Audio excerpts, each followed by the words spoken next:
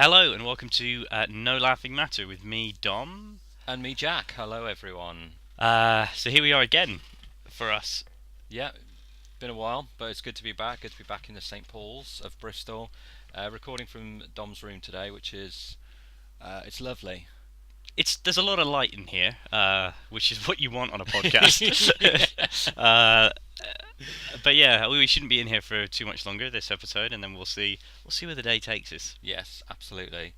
So, what's new with you? Uh, my brain has been and is it's getting better, but I've been really frazzled recently because I've had uh, a lot of projects going on as well as this, which has been really good. How about you? I hear you've been trawling the streets of Bristol, harassing strangers. Would Yes, that be fair? that's not what they put on the flyer, but yeah, it's true. I think I have some flyers actually somewhere. The benefits of being in my room. Oh, of Uh, course. Basically, yeah, I was in a play recently, the Ithaca Axis, which was really good fun. It was a play that was travelling theatre, if that's a promenade or what it be called. It took place over 10 different locations, I think would be the key thing to say about it. And the audience turned up and they got split into four groups, and they each got assigned a character to follow around, and I was one of those groups that had to take an audience around. So the people you were harassing were actually kind of told to follow you around. Well, some were paying customers, but not all. I suppose that's the thing with kind of open air theatre. It's Yeah. like you can't really wrap blindfolds around the people who haven't put the coin in. So No, well, I mean, freeloading gets. the other thing is you can't stop people from leaving. There's a certain amount of there's a certain amount of embarrassment that if you have to get up and walk out of the theatre, you'll just sit there and do it anyway. Whereas if you're not enjoying it and you're just walking from pub to pub, you might just be like, "Oh, a quick half in there," or Yeah, where are you going to exactly. next? We're just going to chip off. I imagine that is quite, a bit soul crushing. You've got to plan your route so you don't actually go past anywhere where people would genuinely want to be, other than hanging around you. So you've got Um, to avoid like the shops and the pubs, and basically you're just leading a group of strangers round the alleys. well, we were in the centre of town, so we were there were loads of other things to do. But the thing that was sort of ironic was we were stood where we started by the fountains in Bristol, and there were loads of posters and flyers up for another show that was on at the old Vic around the corner.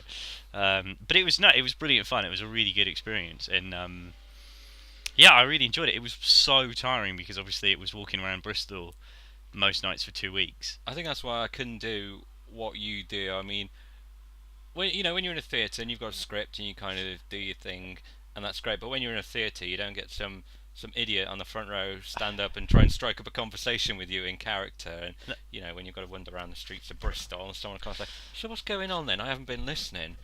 And you just got to fight the urge just to give him a bit of a slap. Well, this was the thing. I got to play someone who was really angry and really he was quite highly sprung, and therefore I had free excuse to start with, as pretty mean as I. Well, no, that's why I don't know if the director would agree, but I took it as an excuse to be as mean as I like to start with, and kind of build trust.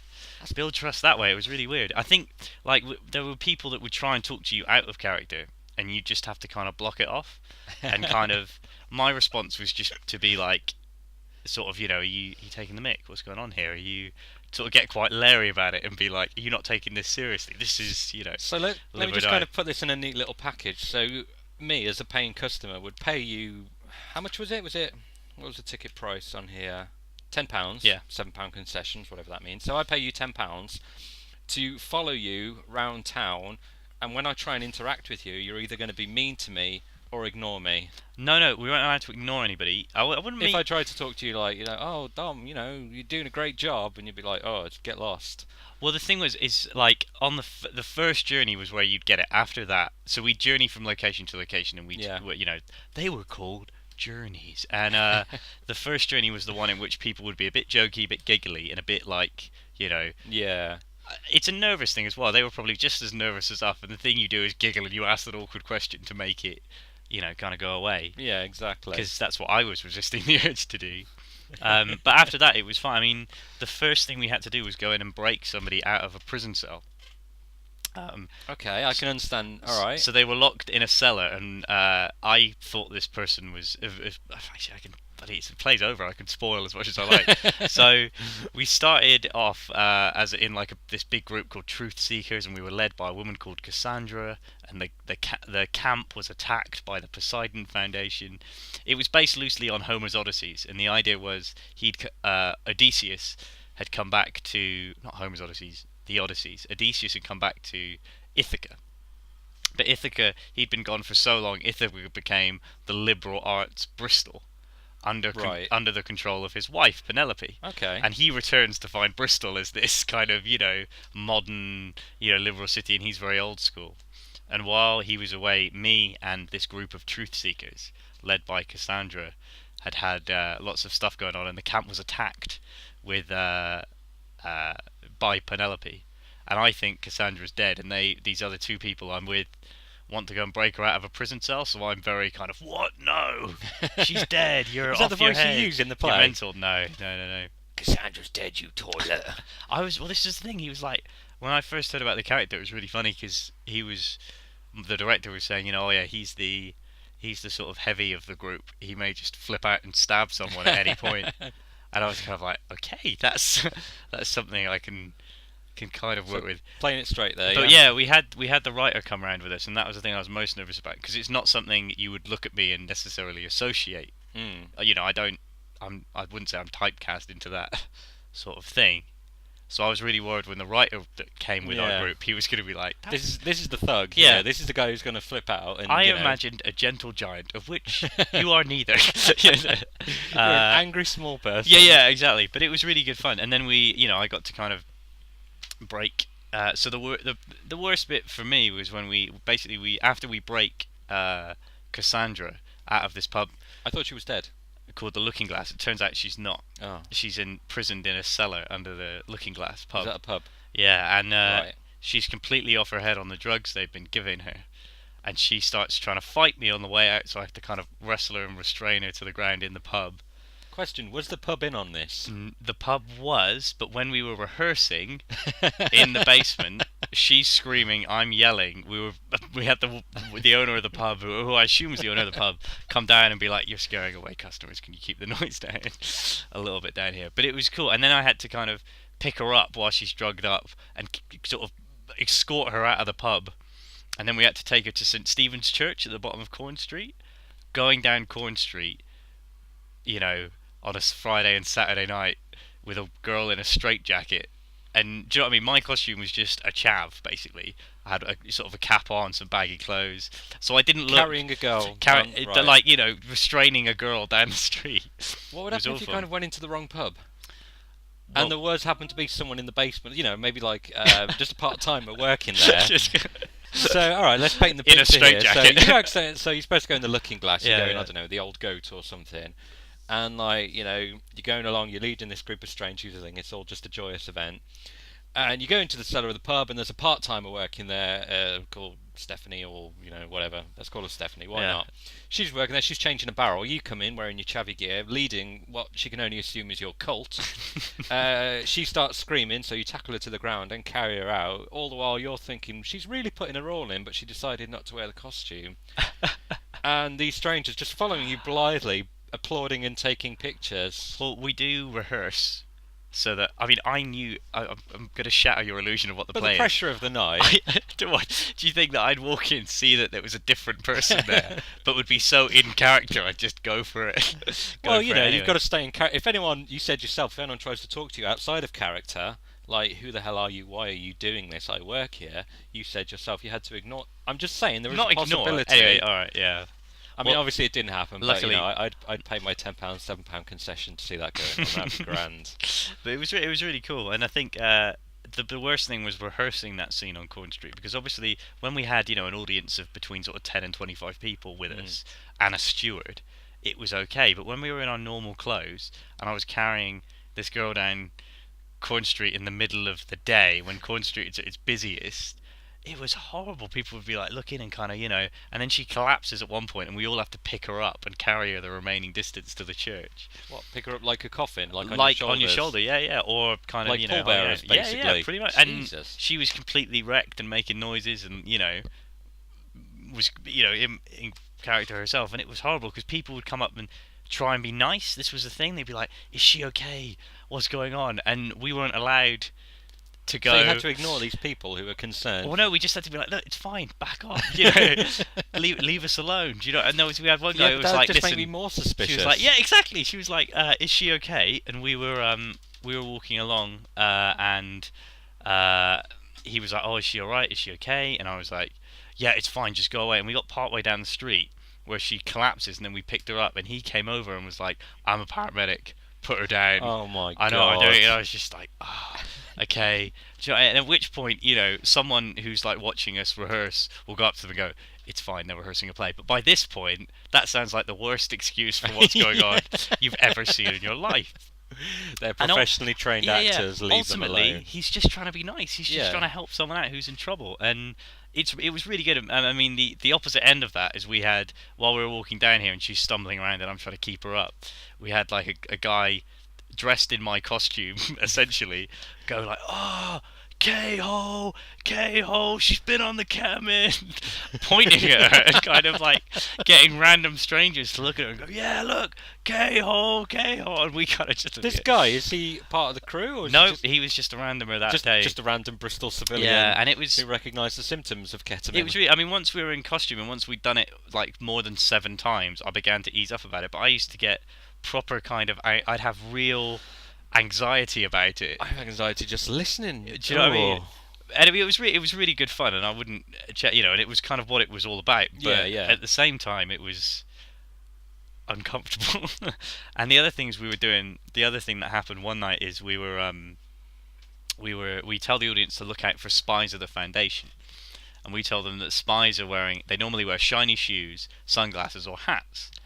Oh Now- my god, that's including. All right, no, you carry on. So at this point, we were walking down a set of stairs on Baldwin Street to go around the corner up to the Looking Glass. Yeah. And there are a couple of guys in suits, and I'm just as a chap. I just barge past them because that's what I'm used to. We're kind of in the middle of the run. I'm like, they won't care, type thing. Yeah. But I sort of slipped down the stairs and hit one of them a lot harder than I intended to. Now then I was like, crap. Okay, so I turned around. I knew him. He was a friend of my girlfriend Liz's. I met him quite a few times. I'd even told him we had a conversation about me doing a play like this. He, on the other hand, had finished work, got out and had a few pints, and completely forgotten about all of this. And I was, I normally have shorter hair, or he's only met me with shorter hair. The last time I saw him, I think I had a shaved head. So this is quite some months later. I've got quite long hair, a kind of scruffy beard going on. I'm dressed like a chav, which isn't normally how I conduct myself, especially around my girlfriend's friends. And he turns around and he's like, "What are you doing that for? What are you doing that to me for?" And because I think he knows me, I just flicked him the bird and told him to F off, basically. In character. An audience are now watching because I've got this person involved, and he starts coming up to me and he's getting right in my face and he's going, "What are you doing that for? What's going on?" And I'm like, okay, how do I not lose any face here? How do I not break character and at the same time deal with somebody who doesn't recognise me being really angry at what's going on? What were the audience doing at this point? Watching, they thought it was part of the show. Okay. As with anything that happened, they were like, "Oh yeah, it's just part of it." Blah, blah, blah. And I was kind of like, if he hits me, I'm gonna fall first, and then just push him away, and then tell all the audience to run and make a big thing out of it. Luckily, he didn't push me. He just came right up to me, so I gave him a big hug. Oh, do you know what you should have done? I'm sorry, I just brainwave. You had an audience following you, thinking it was all part of it. Just turn to them and say, "Get him." Yeah. They would. Oh, brilliant! Interactive theatre. Yeah. They would kick the shine out of that man. He is a good friend of my girlfriend. Yeah, but he didn't know who you were. You could have been just some stranger with, again, your cult. Well, this is the thing. So I grabbed him and hugged him, and then he was like, sort of shoved each other away, and he walked off. And he sort of came in for the hug as well. By that point, he knew I wasn't going to fight him, but knew I wasn't going to back down either. So it was this hug thing, and he left. You mean like a boxer's hug, or kind of like, "Oh, you're so sweet" kind of hug?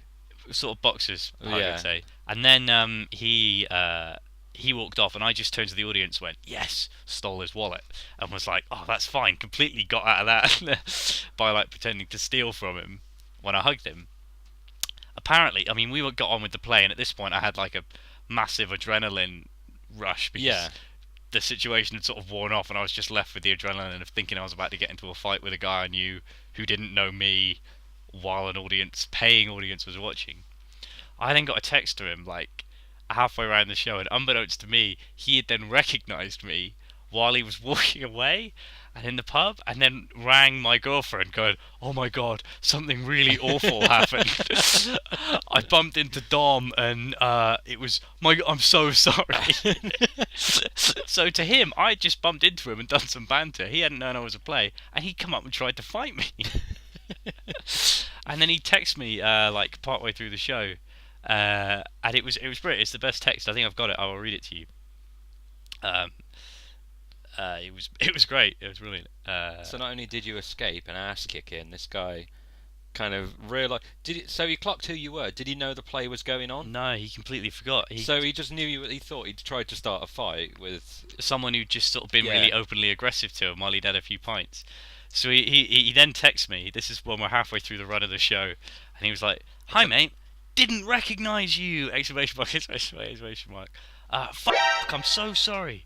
If I seem funny, I'd had a few beers and I didn't recognise you until I was walking away. Dot dot dot. I'm such a. See you next Tuesday. Spoke to Lizzie and she told me you're doing a play. Hope it's going well, buddy. Well, it's going all right until take care, Dunks. But it was brilliant. It was really good fun. I saw him the other day, and it was Everything's cool now. everything right? was fine now. He was like, "Oh, I must have looked like such an idiot," and I was just like, "No, people thought you were a spy and part of the play," which was really cool.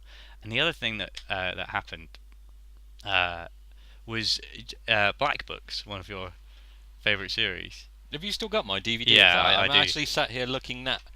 Do you remember the episode in which they make the wine? Yes. Well, do you know the monk at the beginning when the monk runs over to the older monk with grapes? Yes, that's right. Yeah. He was in the play. Was he? The What, the old monk. Yeah, yeah. And I got to kill him at the end of the play. Spoilers. Which is quite cool. I got to properly strangle him with a belt. Oh, hang on. When you say you got to properly strangle him, Okay, well, bit of you know, clarification there. for 2 weeks, I just got to go In up, character. and gave him a throttle, which I thought was really cool. Oh, excellent.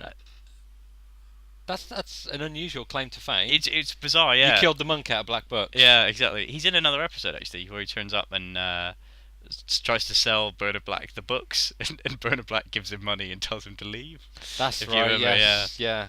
Without he takes the books with him, but it was really good fun. The Ithaca Axis, finished now. Yeah. So yeah, I was about to say that £10 sounded like really good value for money, but Well, it was, but you missed out. we missed out. It was good though. I think the worst one was when not the worst one, but the thing I was most worried about is on the first night my mum came, and so she was really uncomfortable because I'm not particularly sweary, Mm. and I was in the street, and she was saying I had to really restrain myself from being like, "Dom, stop it, pull yourself together, behave."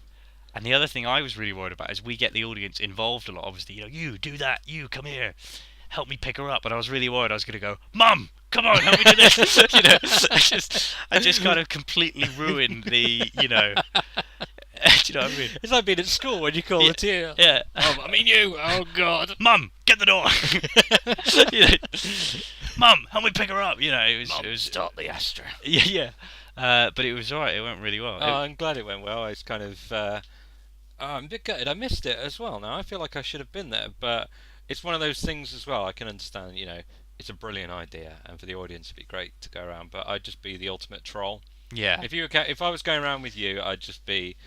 Oh, I'd make it hell. So you kind of dodged a bullet on that one. There was a reason I'm not telling you until now. Yeah, it's kind of afterwards I find out, after I missed the opportunity to go and get involved. I would help you carry bodies around Bristol. No, that. it was really good fun. I What? brought you bodies around Yeah, Bristol. And like, hey, I found another one. I think the thing, when you said to the audience, "Oh, spies wear shiny shoes, sunglasses, or hats," That's everyone. Yeah, exactly. Basically, you haven't Everyone really on a summer's evening. It was Yes, of brilliant. course. So the audience are going to be looking around, thinking, "Oh my God, we're surrounded by spies. This possibly drunken, drugged chav is carrying me around." A world of illusion there to get lost in. It was really cool. I think that was the thing that I was really pleased that it turned out quite well, was that every group was able to kind of bring in the real world. Hmm. Do you know what I mean? There wasn't this divide between us and things going on around us, so we just had to direct stuff. So one night that we were walking past this thing and there was a fire trucks and it was cornered off, and we were like, crap, there's been another attack. The Foundation must have done something. Don't look. Come away. And that was really good. And other nights we'd bump into other groups and have to deal with that, and we'd have to hide and kind of getting 25 people to try and hide and look inconspicuous in the street. It was brilliant. One night we were walking past this bar, we got everyone to queue up as if they were going into the bar, and we just hid the girl we'd just broken out, Yeah, and it was really cool. It was really doing stuff like that's that. good. That's was really that's cool. good kind of street theatre. I And like that. and yeah, and the other night we had one of the nights we had a charity worker come up to us and was like, have you got any money? What about, she had a hat on, so the audience were like, by this point, highly engrossed and like, no, get lost. And I was like, go away, what are you doing? You tea head, because they invented these fake pills, tea pills, that were, the kind of the young street hip thing. But we were like, oh no, you mustn't touch them. They're mind control from the Foundation and all this. So it was really cool. That kind of immersing in the real world was something I'd never done before, and having to kind of stay in character while talking to people was something that was really cool. So what's next on the list then? Now that with the Ithaca Axis is wrapped, Well, now that while I was doing that, believe it or not, I had to direct a play at college well, at the same time. at the same time with other students in it. So in the evenings I'd go and shout and swear at members of the public, and during the day I would shout and swear at fellow students while trying to direct them. But that went really well. And at the moment I've been tweeting about it actually. We're doing a play called Body Language by Aaron Aitborn. Right. Same director as the Ithaca Axis, but I don't speak. My character is a old crackpot surgeon who doesn't speak any English. That's your character, is it? So I don't want to say anything else about it because it's a really good play that you're hopefully going to come and see as well. Yeah, we're not really, the kind to give away spoilers. Yeah, like exactly. That, Well, not on our own work. But the writer has made up a gobbledygook language that me and this other character speak, and in brackets it has what it means. Like Sims. Kind of like Simlish Sim. sort of thing, Yeah. So. Yeah, that's sort of, Druten Stocken Dynan Meinl Rutpacker, and it's really That's like kind of. Are you Arnold Schwarzenegger in this play? No. I've been watching a lot of Albert Einstein, Okay. because he kind of has that from a similar generation, but his voice is quite weird. He has a lot more, because I'd never heard Albert Einstein speak. I don't know if you had. I haven't actively sought out. Yeah. No. Well, I now have, and he's got the voice and the face didn't really match up, because you imagine him to sound like Yoda in my head for some reason. Can I ask? It's going to be a really stupid question. Is Albert Einstein dead? Yes. Okay. Yeah. Okay. That's all right. No, it's fine because I'm just thinking. No, you carry on. Yeah, You carry on. I just wanted to clear that. He's got this quite high-pitched kind of German, and he said some really beautiful things that I was reading about, but it's very kind of, the conquest today was for the thing, and there's this really nice slow rhythm. So his voice doesn't quite fit the character, but his look fits it really well. And I have to walk around with two sticks. So I play somebody who's 80. He's 80 years old as well. So you're an old 80-year-old who doesn't speak English. An old 80-year-old genius surgeon with bad medical ethics. Apparently, I sew. Do you ever feel like you're getting typecast? Yeah, I sew heads of animals onto other animals, which is quite cool. It's the same director as the Ithaca Axis. I always get kind of really interesting, challenging stuff. That's awesome. I'm in. Yeah, it's really good. The other thing, he's maybe do two other things that I've really enjoyed. One of which was a play called Wojciech, which was based on an old German story about a soldier who just lives off peas. He's having experiments done to him, and He lives off peas. he goes doolally and kills his wife, and he's all a bit mental. But he lives off peas. He's been told by a doctor who's basically bullying him. He's making him live off just peas to see what happens to his body, and some weird stuff has started to happen. It was all.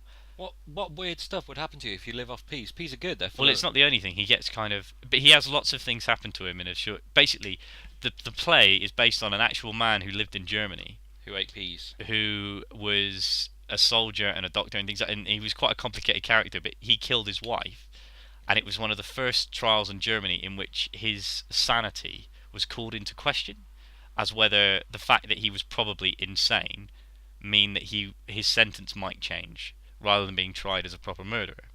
You know, the thing is, if you would have said just that last little bit, you know, a real life man in Germany went to, killed his wife, that would be fine. I would be totally on board with that. The fact you mentioned that he only eats peas. Well, it's the thing I remembered because I ended up breaking my toes for reasons I won't go into, and had to go to the hospital and got the What was this? got the neurovirus. This was about a year ago. Was it? Did I know about this? I told you, but Oh. yes. Okay. And I got. You feeling better? I'm just about feeling better, but I got Excellent. really kind of because I Bite couldn't your eat heart. anything for about a week.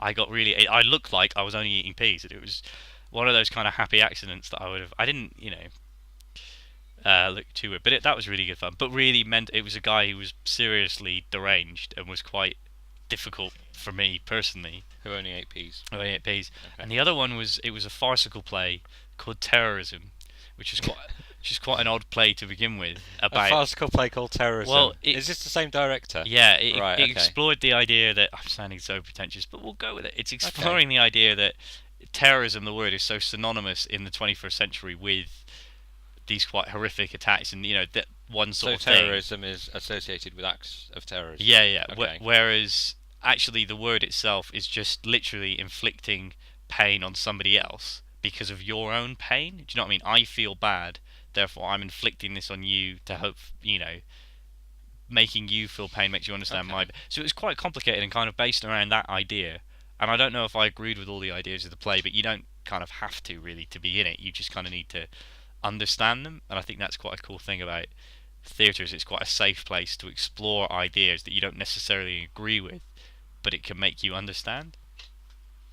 But there wasn't a lot of that for me because I based my character on John Cleese in Fawlty Towers, so it was lots of So it's a kind of farcical play about terrorism where you play a John Cleese. typed character, character. yeah. Who, well, it starts off quite funny and then slowly descends into something that's a bit more heavy and all kind of interwoven. But that was really good. I enjoyed that. That it's a bit beyond my dramatical kind of comprehension, really. It sounds like, I mean, I'm not doubting the director's fantastic. I'm sure the writers are amazing. It sounds like they had their scripts running in the same direction. They bumped into each other. It all fell on the floor, and they kind of grabbed handfuls. It's like, he's a serial killer. What does that page say? He eats peas. Brilliant. Okay, I'm sure that's part of the same thing. All right. A farcical play about what was that sheet say? Terrorism. Brilliant. Yeah, knock it out. What should we call it? The Swan Who Loved. And I'm sure they are. I look forward to seeing all of them. But it's kind of like. What can I, I'll have a look. I'll be the judge. I'm sure it will be amazing and, coherent, and you'll make a very good. Well, you've done Chavvy Drunken Teen and crazy but brilliant non-English speaking professor. Well, not yet. We'll see how that goes. And John Cleese. Yeah. Anything else in your? I'd love to see your headshots, by the way, of all these. I think that'd just be absolutely amazing. Like this is me as a crazy non-English I've got professor. a couple of photos. I'll throw them up in the link, which would be quite cool. Professional headshots, like black and white, chin no, resting on photos fist. of me in the play. Oh, plays. do you have any headshots like black and white, chin resting on fist? I staring do, but moodily? they're from quite a while ago. And Even better. I need some new ones. Bang them on. I don't think I'm gonna bag those. Yeah, I'm sure you'll be lovely. But but yeah, it's really cool. Oh, that's good news. Well, I can understand why you've had a very tiring week hanging around strangers. While doing all the aim low stuff as well. Yeah, with the aim low stuff, it's just been taken off. The website is up, the Twitter's up. It's got some videos on there. So yeah, we might have to change the name. Aim moderate. Yes. Aim for the bare minimum. Yes. Just to get through the day. Yeah, absolutely. Just enough. Yeah. Yes. Just enough.com. Go team adequate. Yeah. Yes. But no, it's been really cool. I'm just super drained at the minute, but it'll all be over soon. The next play's in a month, and then I don't know what's Is that coming like next. some sort of play about euthanasia? I'm What? super drained, but it'll all be over soon. Is that the tagline for the kind of the next? We should write it. It's a guy who only eats. He only eats blackberries. He only eats not black- fruit, the phones. He lives on a sustenance of phones, and he's kind of got this pet scarecrow because, what the hell, I'm the director, I can do whatever I like, and he has to put it out of its misery because it's got shingles. Yeah, it's really cool. You could play the non-English speaking Shingle wearing scarecrow man. Yeah. I'll get the headshots ready. But it sounds great. Good acting, good fun. Nothing like what I've been up to. I kind of throw in. It's like, what have you been up to this week? Just going around with strangers around Bristol. What have I been up to? Piss all in comparison, really. Cycling. Yeah, One of the big things over the last couple of weeks since I last saw you, I've started a lot of cycling, and it's blown my mind for reasons I didn't expect. I mean, you like cycling. You're a fan of cycling. You do a lot of it. I mean, just a bit of background. I live in Bath. You live in Bristol. The Bristol to Bath cycle path. It's 17 miles from my house to the centre, and it's a lovely little path. It's great. But it's kind of, when you start cycling, the first thing you realise is, this fucking hurts. Once you get past that, it's like, it still hurts, but not as much. But then you start to notice things around you, and I think the one thing I can kind of take away from cycling every day is that by riding a bike and wearing Lycra, it's free license to wherever you like. Now, it's the one thing they don't tell you about cycling, but when I'm going along that cycle I really path, didn't know where you were going with that, and I'm so happy you took it in the direction. I could take it in a lot of directions, but no, seriously, people with bikes, and these are like the more professional, I'm doing the bunny ears, professional cyclists who have the proper kit and the expensive £2,000 bike. When you're going along the cycle path, every beautiful landmark, every beautiful flower, every stop along the way, someone is either pissing on it or has done previously, and you come to a point where you have to dodge people just stood there with the bike resting against their butt while they just tinkle all over the side bushes. And I do wonder to myself, if you were just going a lot, just cycling around the city on a casual day, and you think, I've had a bit too much fizzy pop.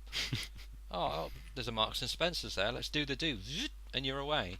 And it's kind of like, what gives it, when you're on the cycle path, just because you're back to nature, what if they need to Well, let's throw this out there. You're on your bike, you're on the Lycra, you're obviously in that mindset that I can do what I like, I can mark my territory. I've not seen any, I'll put it that way, and I'm very familiar with that track. Yeah. And I've done it at speeds less than you have, because I actually ran it that one time. Yes. I mean, did you feel the urge to just piss wherever you wanted to? No, I didn't pee once while we were going along. My only distinct memory of peeing was kind of feeling like I needed to get off the cycle track, and what was I going to do with my bike? So I remember the bridge. I remember going under the bridge. Yep. And I was, the thing I was worried about was people nicking my bike, because I didn't want to pee in plain view. But you clearly had a different experience now that the sun is out. I think the most haunting memory, the last cycle I did was beautiful. I saw a deer, which was gorgeous. Just saw a natural wild deer. It looked at me. I looked into its big deer eyes. It ran away. I've seen wild rabbits. I've seen all sorts of beautiful. The trees are blossoming. The flowers are coming up. And then you round the corner by Bitton, and there is a disproportionately wide man who's taken off his top, so he can undo his bib shorts and bring them down. He's basically standing there with the back of his ass hanging out, just pissed on a fence. But the fence is on a bridge and it's chain link. Okay. So he's pissing through the fence onto the cars below. And oh my god. And I mean, for a cyclist, that would be rather confusing. Oh, it's raining. Oh no, it's not. Yeah. But it was kind of that moment. It came to me. It's like, is this what cycling is all about? No. I mean, what's really making me nervous now is I've got a scar from one of the fences on I think I could show it to you. I can't remember which arm it was on, which isn't very helpful. The choice is limited. Because it was quite, Oh, is that it? Where there's like a little nick. Yeah, I think that's the one. I think it was bigger than that from memory, but I've said that before. So you kind of fell off into a fence? No. It was while I was running. I was just because the cyclists go past insanely quickly. Yeah, guilty. I think it was the one you found. When you're running, you try and stay as in as you can because Yeah. But I was so close that when there was a bit of the fence kind of hanging out, if you like, I was so tired that I wasn't really paying attention to this. My arm sort of scraped it, and I got a little nick. Now, nothing to be worried about until I hear there are people just passing through these fences. They're just pissing all over themselves, basically. Maybe maybe my sickness wasn't due to the neurovirus. It was my pee-infested cut Well, from the there you go fence. then. Yeah, absolutely. And it's on a Saturday or a Sunday. There's a lot of kids, a lot of families on the cycle path. So I'm sure it's kind of toned down a bit. But if you ever make your way there on your way to work or on your way back from work, the big business types in their, big shiny spandex tops, there's just going to be big flappy all over the cycle path, just being where they like. So, and mystery scratches as well. Now, it's one of, you get home and you kind of got scratches, you're bleeding from your legs and you have no memory of it. And for most people that's fine. If your wife's feeling quite suspicious and you've got scratches all over your lower body, then that raises some interesting questions like, oh darling, I've been cycling, or how'd you get scratches on your ass? Oh, I'm cycling hard. But cycling's opening up to me. I love it. Well, actually no, I hate it, but I have to do it, so maybe I'll love it one day. But I think my experiences so far, hopefully not typical. I'm hoping, Bradley Wiggins didn't get into it because he think, oh, just imagine all the mess. A bit more of a Bear He Grylls eats kind of hobby, something I like imagine. over 3,000 calories a day. He what? He eats over 3,000 calories a day to sustain him, and he's built like a Yeah, I eat over 3,000 calories a day as well, but I ain't cycling like him yet. Yeah, actually. I saw a swan on the psychopath. I got a picture of it. There's gonna be loads of pictures thrown up under this one. I'm gonna throw my swan picture up under the thing. I'll show it to you. Now as you're here. But it was really good. I love the psychopath. I think it's really good. I like it in the rain. Bizarrely, I've only done it a couple of times in the rain. And as long as I know the people who I'm arriving, as long as I know when I get in, I'm gonna be dry. Yeah, exactly. And it's people who when it's raining, it's one of those things, and you'll probably agree with me on this. It gets to a certain point where you're knackered and you're covered in sweat. It doesn't even matter if it's raining because you're soaked anyway. Yeah, especially and you while just running. kind of forget about it. Which is quite cool. There's my swan, just that's a swan on the cycle path. Showing that around. The thing was, I didn't even, because I was cycling quite quickly, I didn't even see it at first. It was just this white mass, and I sort of swerved from it, but it took no attention to me, and that was as close as I could get without getting worried that it was going to either attack me or fly off. I did nearly hit a bird. Did you? Pigeons everywhere on that path. It actually, yeah, but the thing is, it kind of took off and it followed me, and then it cut in front of me. So not only did I nearly hit a bird, this bird had bad road manners, basically. It just cut right in front of me. I had a butterfly, which started off being one of the nicest experiences of my life, and quickly turned into harassment. So I'm running along, hottest day of the year. Of course. This beautiful blue butterfly just starts to kind of flutter along beside me, and I'm like, yeah, this is what it's all about. I'm 10 miles in, there's a butterfly, it's a beautiful day, I'm feeling good. This butterfly followed me. Right, I'm not running very fast, right? I haven't got the energy to run away from it. Right? It's flapping around my face, it's kind of hitting into me and bouncing off, and then I don't see the eyes, but I know it's looking at me like, what did you do that for? And I'm kind of like, you got your ass kicked. I'm running here, do you know? I'm not playing chicken with a butterfly. You didn't have the energy to run away from a butterfly. Not only that, you found yourself in a position which warranted the necessity to run away from a butterfly. Yeah, I was tired, it was intense, I wanted to keep the same pace, but this butterfly was just getting all up in my grill to be down with the kids. I'm afraid my experience with the butterflies have been nothing but pleasant, no harassment from me. But I know what you mean. You go on a psychopath. There's all sorts of good wildlife. It was a wild butterfly. It was untamed. Wasn't your We need to break the butterfly. Your city butterfly. Yeah. It knows now though. Never seen it again. I also kicked a frog once by accident. We just turned into because the animal violence yes. hour. No. So I was walking along really late at night, and there was something on the pavement, but lit by a street light. I couldn't see what it was, and it was only halfway through one of my steps that I realised it was a frog. And at that point, it jumped, but it jumped into my foot as I was stepping, and bounced off and flew away. But it was fine because it sort of kept on bouncing, and I was like, I remember apologising to it because I'm English first and foremost. I'm terribly sorry. I seem to have you seem to have jumped into my foot there while I was walking along. I know to the untrained eye it seemed like I kicked you, but me and you know better, don't we, kind sir? Thank you, Toad. And it just kind of poop poop away in its. Sorry, what noise does a frog make? Away in its motor car. Poop poop. Oh, so it drove away. You're not a Wind in the Willows fan then? No, I've never seen it. I want to watch it now if it's got polite British violent men and little toads in cars. Yeah, it's really good. I have Toad violence. Is on the up and up. It is, and I've actually got my own confession with toad violence. On Halloween last year, a toad jumped into our kitchen, and in an effort to kind of get rid of it, my wife took to putting on a rubber glove and poking it up the butt. S- what? I sorry? I don't know if Yeah. I heard that. Did I hear? Sorry. So there's a toad in the kitchen. There's a toad in the kitchen. You right? Okay, so I live in a basement flat. We opened the window, and because Halloween last year was kind of wet and dingy, we had a toad jump in through the window, knock off a can of beans, and kind of sit in the sink. Now, Halloween as well, your mind's kind of playing a bit of tricks. So when you hear a rattle from the kitchen, sounds quite significant. Already your heart rate's up. So we kind of go in, we check it out. Sat there in the sink, bold as brass, this dirty great toad. It kind of raises a question. We didn't want him in the kitchen. We had to get him out of the kitchen. So it's kind of, how do you remove a toad? Now, obvious answer, you pick it up and you chuck it out the door.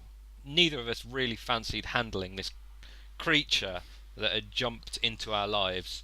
So we both donned rubber gloves, because, who knows where toads have been. And it was kind of, you pick it up. No, you pick it up. No, no, you pick it up. No, I don't want to pick it up. Of course, me being, a 27-year-old man and her being a woman, I should have taken the initiative. But I kind of palmed off that responsibility and left it to her. Now, she didn't want to pick it up. Her idea was, if you poke a toad, it will jump. So if you poke it towards the window, it will jump back out the window and go about its day.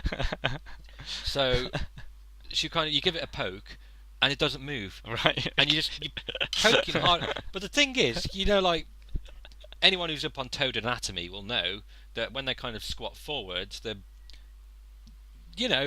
things are where she was poking Right. Okay. was not a polite place to poke. Oh my God. All right, it's not like you tickle its thighs, which is the preferred method of moving a toad. Oh. And because it wasn't moving, she was poking harder and harder. And then she. I had to intervene. Now, You witnessed your wife molest a toad. well, if you think about the size of a human finger and the size of an average toad, obviously I've not thought about it at all, if I'm honest. Well, you were thinking about it now, aren't you? I am, yeah. There wasn't anything that would be considered a medical procedure. Okay. Your that wife took is a place. nurse, so She is a nurse and she was wearing rubber gloves, Okay. but there was no instinct just kicked in. Yeah. You just go, wait there, let me drugs in just, them let me just Narutos." deal with this. Oh God. Yeah, you're gonna need to stay in for another week or so. Oh yeah. And if you'll cough, please. Yeah. Yeah, like, That's how toads cough. yeah. Before beep beep away in their little Yeah. motor cars. Apparently, Yours didn't have one. Mine was away with its tweed jacket on. if my toad had a motor car, none of this silliness would have happened. And I had to intervene as the manly man I was. My wife was millimeters away from being more friendly with a toad than she's ever been with anyone else. And I intervened. I picked it up. Toads have surprisingly strong legs. Kicked out of my hands, flew across the kitchen, landed quite gracefully, and between us, kind of screaming and giggling and throwing a toad at each other. Which is Okay. what did you do on Halloween? Well, Throwing a toad at each other feels like a euphemism I'm not familiar with. I think by the end of the evening, the toad just kind of wanted to leave. It was like, you know what, been fun. You seem like lovely people. The woman more than the man. And Yes. I'm just gonna go if that's okay. Hopping up the steps is what I Yeah. imagine. Like, yeah, don't be offended. No, it's not you. I gotta. It's somewhere to Halloween, be. we're all Yeah. busy. Yes. Yeah, I'm gonna dress up as a frog and go go scouting for flies. So, toad violence is on the up and up, and I feel this is like kind of a recorded confession now. One day it's going to be played back to me. In a court. Yeah, exactly. So we've got it on file that you've it'd be like on the toad equivalent of the Savile inquiry. It's going to come back to haunt me in 60 years. So So I feel better. I kind of Yes. I feel I've got it off my chest. I've implicated my beloved in some animal cruelty case, and It wasn't just me, Your Honour. yeah, Yes. I've named names. For want of a better phrase, You're a I've super pointed brass. fingers. Yes. Yeah. So, Oh, man. and I feel like I've done well now, Cool. and I'm quite glad to say I'm out of animal violence stories. I think I was talking to my mum last night about the time a donkey ate the tobacco out my dad's pocket when I was 4. But that's not really violence. That's just, if anything, that's more akin to drug dealing, really, giving a donkey tobacco, and even then, it's only a slap on the wrist. So what you're saying is, it's not you, it's the environment you've been brought up in this. That's what you to believe. I don't want to implicate my parents in my history of animal violence and abuse, but If it's me or them, then yeah, they're the ones holding the toad over the So flames. great. This is case 40567. Yeah. Interview subject Jack Del Vecchio. The animals. I'm the good cop. Bad cop's coming. I'm the good cop and the bad cop, apparently. It's a chicken. Tell her everything you know. Listen, Oh, he's crazy. objection! The witness is chicken. He's crazy. I'm gonna leave you two alone if you don't want me to. Didn't George Orwell write a story that goes an awful lot like what this is descended into now? You're right. We stand on the shoulders of giants. George Orwell is rotating in his grave right now. A couple of times, actually, to be honest. So what do you want to do for the next audio commentaries? What are your thoughts? I've got a couple of TV movies lined up, which we can do. I've just cast eyes. Howard the Duck. Yep. Never heard of it. Oh my. Okay, well, we've just found our next audio commentary. George Lucas. Yes. Really? Yes. Mr. Star Wars. Holy shine. From the writers of American Graffiti and Indiana Jones and the Temple of Doom, Howard the Duck. Right, awesome. So, Howard the Duck is going to be our next audio commentary, but we want to throw it over to you guys. Is that Tim Robbins? We want to throw it over to you guys and say that if there's any films that you want us, that you would like to recommend us to do an audio commentary for, feel free to recommend those. There are quite a few ways you can do it now. You can find us at our website, which is aimlowproductions.weebly.com, and hopefully there's going to be loads of other content to check out there. You can also look us up to see what we've done, to make sure you're not suggesting anything we already have, on our YouTube account, which you should be able to find us through our website. And we also have a Twitter account, which is at aimlowpro. That's AIMLOWPRO, which would be really cool. You can message us on there, follow us on there, be up to date with all the Aimlow stuff that's happening. And yeah, thanks for tuning in. Listen to all the episodes on SoundCloud, and we'll hopefully see you again. Yeah, see you again soon. Can I just mention, you've done such a good job of remembering all the ways and get in touch. Can't we just throw the links up? Could we just not have said, check out the links below? All the links below as well. All the links below. Awesome. Thanks very much for listening, guys. Thank you very much. Bye-bye. Bye.